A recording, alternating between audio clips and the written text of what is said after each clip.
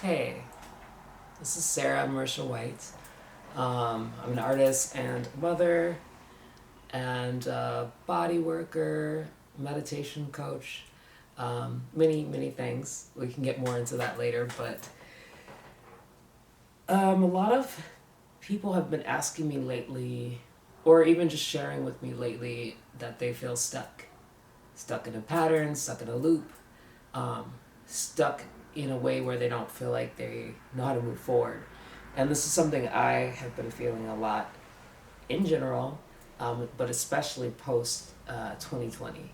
I feel like it was such a nice space to be able to go internally, even though times were scary, and learn more about myself, but then it felt more comfortable being with myself than to sometimes put myself out there. And I figured I might as well, I've been procrastinating making a YouTube page, so I might as well just start with talking about some tricks that I have found and tools that I have found around getting unstuck.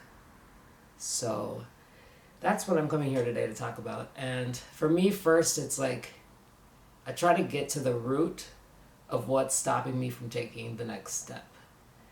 And that can be different for everyone. And the way you find that can be different for everyone.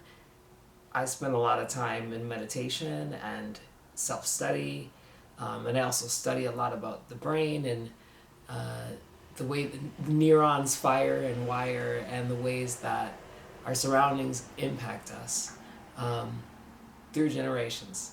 And so I know for me, I can pinpoint that fear is what stops me from taking a step forward. For an example, I okay, just to be completely vulnerable and direct and honest, the reason why I think I haven't made a YouTube channel is because I'm afraid of what other people will think of me or think of what I have to say. I'm looking at all of the analytics and it feels overwhelming. I just want to be myself, and I also feel like I have things that I can share. And I feel like some people might think what I have to say is not valuable. And, you know, I grew up with the fear, wondering what other people think of me and how that's going to impact me being a part of a community. So you can figure out what your own thing is that's stopping you from making the next step. And then, yeah, trace it back if you can. Like, where does that come from? Maybe you can journal about it for a second. Like, maybe set a timer for 5 to 10 minutes and just write whatever you want. But thinking about, I remember when, or, I wonder if, and you can even just start with, I don't know, I don't know, I don't know, I don't know, I don't know, I don't know. And do it again, another time. It's not anything you need to figure out right away. This is just some steps that I think can get you to make a step forward and getting unstuck. So for me, the fear comes from growing up, being really geeky, talking funny, um, feeling judged for the size of my breast, judged for my teeth, judged for the things I was into, judged for the way that I looked. Things that happen in the world when you're a human in a society. Um, and yeah, I've always carried that with me as much as I work on my confidence and as much as I work on being vulnerable and pushing myself to an edge. Underneath it, I always hear this voice that says I'm not enough. So not being afraid of looking at, how you really feel, it kind of shines a light in on that dark spot, on that shadow that you carry. And for me, when I'm able to shine a light on it, I'm like, this is ridiculous. Under what standards can I not do what this thing is? There could be other reasons. I'm privileged enough to have a camera as somebody who does media, and I have a place that I can do it in.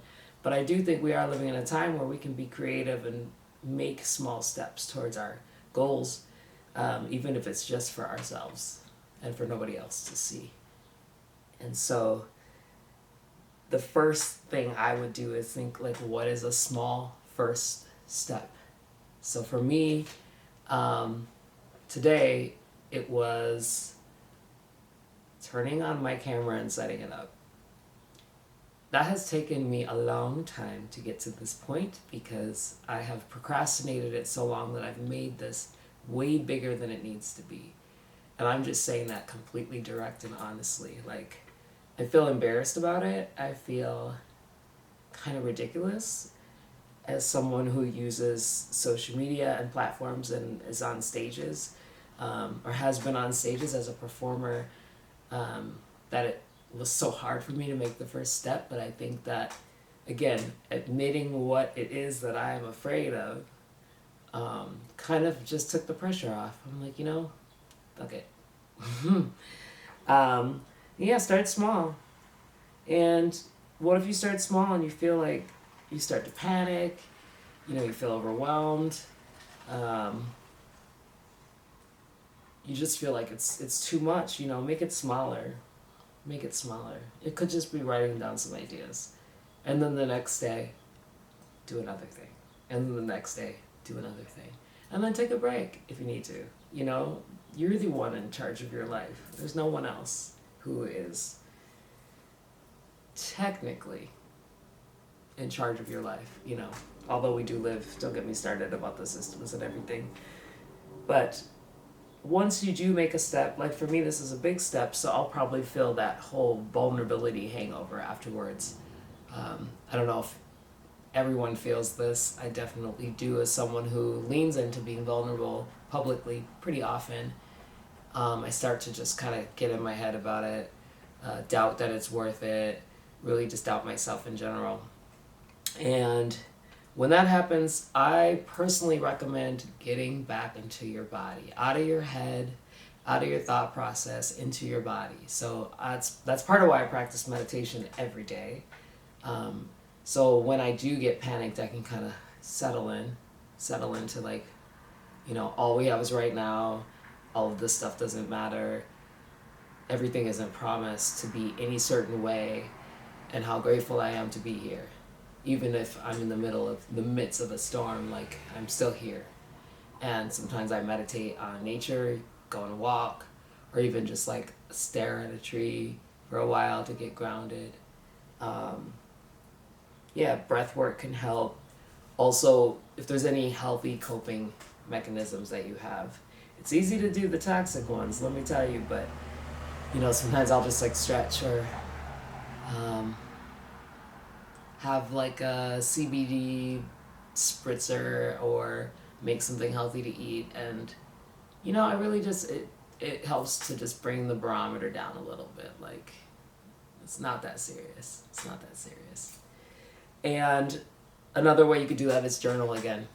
I know journaling feels like a daunting task for some of us. For me personally, I'm like, and I don't know why that is, but yeah, write, just free write. Just let some words hit the page and talk about how you feel. What do you feel vulnerable about? Do you feel like you're overshared? Do you feel like, someone's going to judge you? Get the thoughts out of your head and into, the paper, and you back into your body. That's the priority during that time. And let go of the outcome. That is the biggest thing that I've been hearing from a lot of entrepreneurs and people that are successful, at least in my interpretation, when I look at how I want to live my life. They have learned how to release the outcome being so specific. So then sometimes instead of feeling like you fail, you realize you're just being redirected. It's like that fluidity, being able to be porous, but still with a lane, being able to flow. And creativity and productivity and inspiration and sensuality and presence are all living in that moment of flow, not in rigidity. You can't beat yourself up into doing something. I've definitely tried. And instead it's in that fluid space that you can, trust yourself enough to move forward. And for me, the way I like to wrap that up is just being like thanking myself for just doing that tiny task, whatever it was. It might be scrubbing out something in your refrigerator that you've been procrastinating. Like all of those small things really end up directing your life. If you're letting things slide that you want to have different, it kind of becomes a trend, you know?